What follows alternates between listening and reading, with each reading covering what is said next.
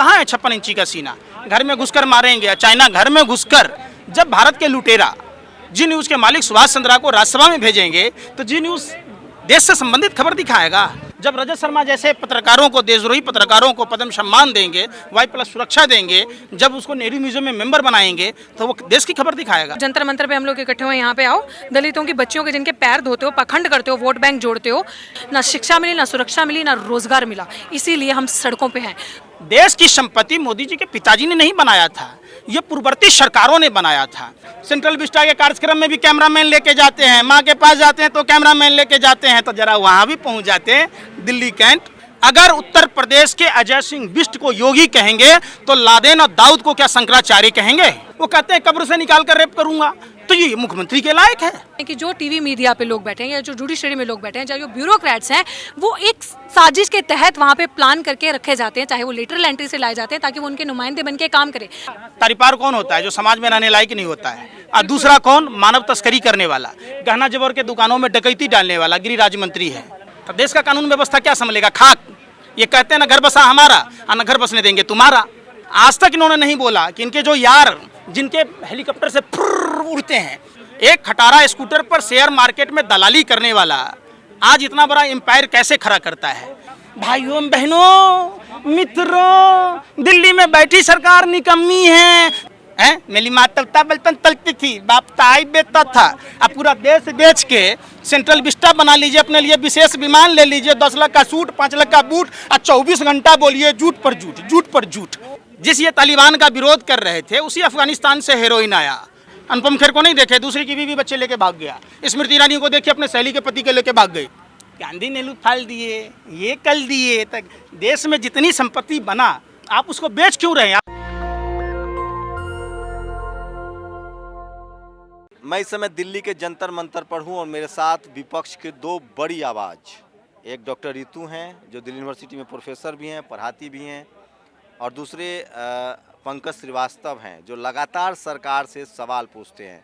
मैं फिर कह रहा हूँ, इस देश के किसी टीवी अखबार की हैसियत नहीं है कि इनको टीवी स्टूडियो में रख के बात करे। पंकज, क्या लग रहा है? मोदी जी कह रहे थे कि चाइना को घर में घुस के मारेंगे, अब तो चाइना भारत में घुस गया। प्रधानमंत्री का तो चीनी शब्द नाम लेने से, जब से गलवान घाटी हुई की घटना हुई, तब से नाम लेने में पतलून गीली हो जाती है। कहाँ है 56 इंची का सीना? घर में घुसकर मारेंगे या चाइना घर में घुसकर पुल तोड़ गया और घिघी बंधी हुई है। आप कह रहे घर में घुस के मारेंगे, आंखें लाल करके दिखाएंगे, एक सर के बदले में 10 सर लाएंगे। प्रधानमंत्री जी ने 2012, 13, 14 में जितनी बातें बोली वो सारी बातें मिथ्या है, जुमला है। ये भी एक जुमला है 15 लाख की तरह। कहाँ से खबर लाते हैं? टीवी अखबार तो दिखाता नहीं है सर। अरे भैया, सोशल मीडिया का युग है, लोग वीडियो आते रहते, लोग देश का जागरूक है। देश की दूसरी आज़ादी की लड़ाई लड़ने वाले लोग, जो लोग देश को बचाना चाहते, तो वो खबर दिखाएंगे ना। टीवी मीडिया कैसे दिखाएगी? जब भारत के लुटेरा जी न्यूज़ के मालिक सुभाष चंद्रा को राज्यसभा में भेजेंगे तो जी न्यूज़ देश से संबंधित खबर दिखाएगा।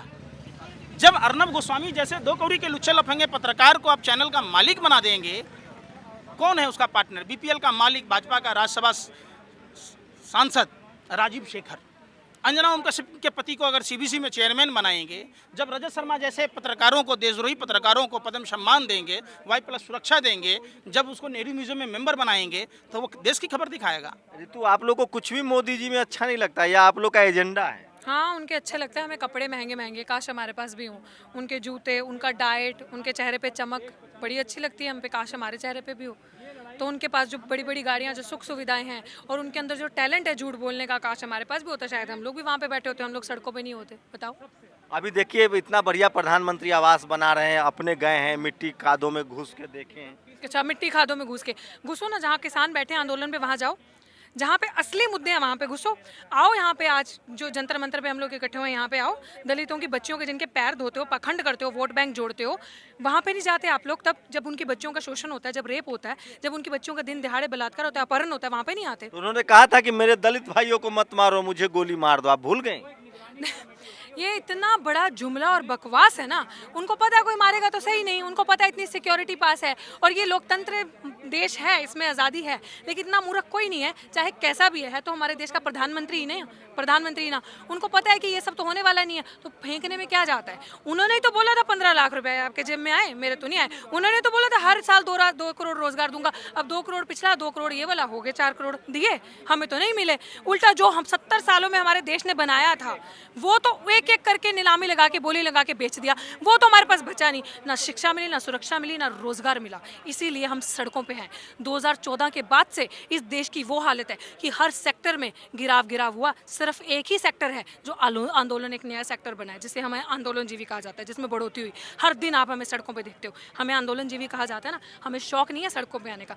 हमारे देश का युवा जो भ्रमित हो गया, जिसको ठगा गया है, इंटरनेट फ्री देके जो उनकी जेबों से पैसा निकाला जाता है, उस इंटरनेट की वजह से ये जो देश की बर्बादी हुई है, ये इस प्रधानमंत्री की वजह से हुई है। क्योंकि इस प्रधानमंत्री ने जो 70 सालों का, आप सोचिए ये जो माइंडसेट, ये जो आवाज़ आज आपके आगे बोल रही है ना, ये उन्हीं के बच्चे हैं 70 सालों में जिन्होंने बहुत कुछ पाया। 70 सालों में चाहे किसी की भी सरकार रही हो, कुछ भी रहा हो, लेकिन इतना देश का बुरा हाल नहीं हुआ, देश में इतनी गुंडागर्दी और दहशत नहीं थी उन 70 साल। दो एक्सपर्ट हैं। अच्छा पंकज बताइए, अमेरिका में डंका बजा दिए, देखिए इतने बड़े बड़े बैनर पोस्टर लगे उनकी वापसी पर। देश में डंका काहे नहीं बज रहा है। लक्ष्मी देवी के साथ प्रधानमंत्री ने बंगाल के चुनाव में फ्रॉड किया था, चीटिंग की थी। जिस लक्ष्मी देवी को ब्रांड एम्बेसडर बनाया गया, प्रभु श्री राम जो भवसागर पार कराते हैं, उस प्रभु श्री राम को नदी पार कराने वाला केवट समुदाय, जिसको मल्लाह बोलते, रायकबार बोलते, लक्ष्मी देवी उसी समाज की विधवा बहू थी। तब मकान दे दिए।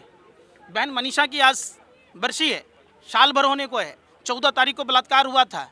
18 दिन तक उत्तर प्रदेश की पुलिस लीपा पोती करने में, साक्ष्य मिटाने के लिए, पहले तो सबसे पहले मैं उनको श्रद्धांजलि देता हूँ। दूसरी बात, उस पत्रकार कप्पन जी को सैल्यूट करता हूँ जिन्होंने जान पर खेलकर कवर किया था। इंडिया टुडे के महिला पत्रकार जो रात में अंतिम संस्कार के नाम पर मिट्टी का तेल छिड़ककर हिंदू धर्म के विपरीत उस साक्ष्य को मिटाने की कोशिश की गई अंतिम संस्कार के नाम पर, उनको सैल्यूट करता हूँ। भारत समाचार के प्रज्ञा मिश्रा को सैल्यूट करता हूँ जिन्होंने बहन मनीषा के जो खबर थी उसको दबाने की कोशिश जो की गई भाजपा IT सेल द्वारा और देश के किलर मीडिया के द्वारा, बहुजन मीडिया ने, आप समझिए, उसको उजागर करने के लिए सैल्यूट करता हूँ। नहीं, लेकिन अभी एक खबर आ रही है कि 5 लाख करोड़ और मोदी जी लोन ले रहे हैं, तो आप लोगों को क्या पता है? लोन लेके अभी नया संसद बनेगा, इतने बैनर पोस्टर लग रहे हैं, तो इसमें खर्चा नहीं है? आप लोगों को कुछ लगता है प्रधानमंत्री का काम कितना टफ है? किडनी बेच के वो नया कार का हवाई जहाज काहे नहीं खरीद लेते हैं? बेच लीजिए दोनों किडनी। देश की संपत्ति मोदी जी के पिताजी ने नहीं बनाया था, ये पूर्ववर्ती सरकारों ने बनाया था। ये उस कपूत और बेबरे बेटे की, देखिए, पूत सपूत अकपूत, समझिए, ये कपूत हैं, बेबरे बेटे की तरह हैं, जो घर का बर्तन हांडा बेचकर अपनी अय्यासी में लगा है, गधा के जन्म छुड़ाने में लगा है। 5 लाख का बूट, 10 लाख का सूट, 50,000 का विशेष विमान, फोटो खींच के ट्वीट करते हैं। जरा ट्वीट कीजिए ना भाई। आज में भी वो काम करते आज में बोलते हैं। आप प्रधानमंत्री जी वाल्मीकि मंदिर में झाड़ू पकड़ लेते हैं। अब वाल्मीकि समाज की बिटिया को शमशान घाट के पुजारी के द्वारा बलात्कार होता है, हलक से जवान नहीं निकलता है, उस समय उनका कैमरामैन नहीं होता है। वो तो सेंट्रल विस्टा के कार्यक्रम में भी कैमरामैन लेके जाते हैं, माँ के पास जाते हैं तो कैमरामैन लेके जाते हैं। तो जरा वहाँ भी पहुँच जाते, दिल्ली कैंट, त्रिलोकपुरी भी पहुंच जाते, नरेला पहुंच जाते, संगम विहार पहुंच जाते राबिया के यहाँ, तो ये नहीं पहुंचते हैं, तब डंका बजला है। उत्तर प्रदेश का NCRB का डाटा आपको पता है?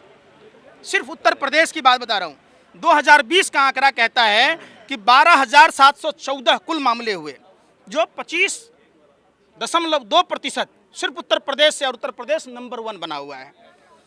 2020 के आंकड़ों के हिसाब से बलात्कार की घटना 604, बलात्कार का प्रयास 6, लज्जा भंग करने के इरादे से हमला 534, विवाह करने के उद्देश्य से योगी जी तो कह रहे हैं हमारा ठोको नीति चल रहा है।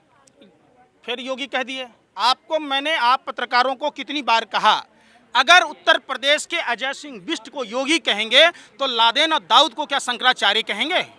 हमको बताइए। जिस गुंडा मवाली पर 70 से अधिक, और वो क्या बोलता है, एक संवैधानिक पद पर बैठा हुआ आदमी कहता है गाय, भैंस और महिलाएं सुरक्षित है।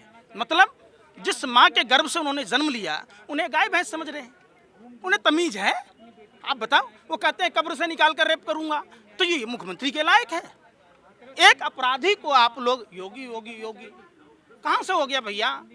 जिस तरीके से रावण ने भगवा वस्त्र पहन लिया तो साधु नहीं हो गए ना।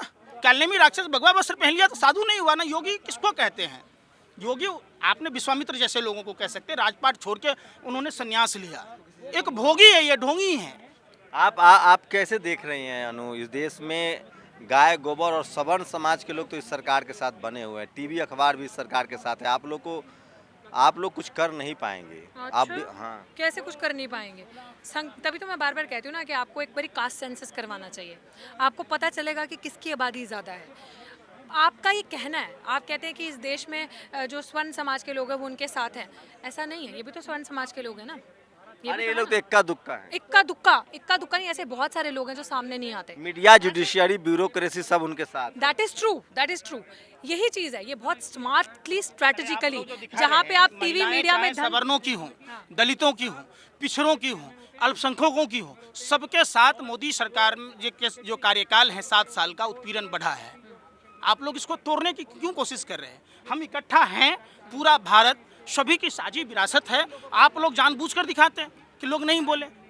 अब एक बात नहीं, आप प्लीज, जैसे वो चला था ना, इफ मोदी देन हु, अगर मोदी, तो इस तरीके की चीजें लोगों के माइंड में डालने की जरूरत नहीं है। हम लोग यहाँ पे आके, जब अभी इन्होंने ये बात कही कि वाल्मीकि समाज की बच्ची का रेप हुआ और 1 साल हो गया, अभी तक इंसाफ नहीं मिला, वही प्रधानमंत्री जो वाल्मीकि समाज के पैर धोता है, ये बात रियलिटी दिखाइए ना कि वो सामने नहीं आता। वो सिर्फ वोटों के नाम पे इन लोगों को ठगता है।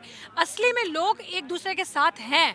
आप सही कह रहे हैं कि जो टीवी मीडिया पे लोग बैठे हैं या जो जुडिशरी में लोग बैठे हैं, चाहे जो ब्यूरोक्रेट्स हैं, वो एक साजिश के तहत वहाँ पे प्लान करके रखे जाते हैं, चाहे वो लिटरल एंट्री से लाए जाते हैं ताकि वो उनके नुमाइंदे बन के काम करें।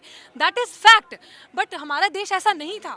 तभी ये जो सरकार है ना, ये एक बहुत स्मार्ट एक सोच से वहाँ पे आकर बैठी है कि इस तरीके से कम्युनल पॉइजन लोगों के अंदर फैलाना, लोगों को जातियों और मजहबों में बांटना, हर दिन कोई ना कोई ऐसी घटना करनी कि आधे से ज्यादा लोग असली मुद्दों पे बात ही ना करें, सड़कों पे आके रहे। मैं मानती हूँ आपकी बात ये भी कि न्याय मिलना बहुत मुश्किल है जब तक ये सरकार पावर में बैठी है, क्योंकि इन्हीं के लोग ऊपर बैठे हैं जिनके हाथों से न्याय जाता है। इन्हीं के लोग ऊपर बैठे हैं, इसीलिए 1 साल हो गया मीनाक्षी वाल्मीकि को हम लोग सड़कों पे हैं।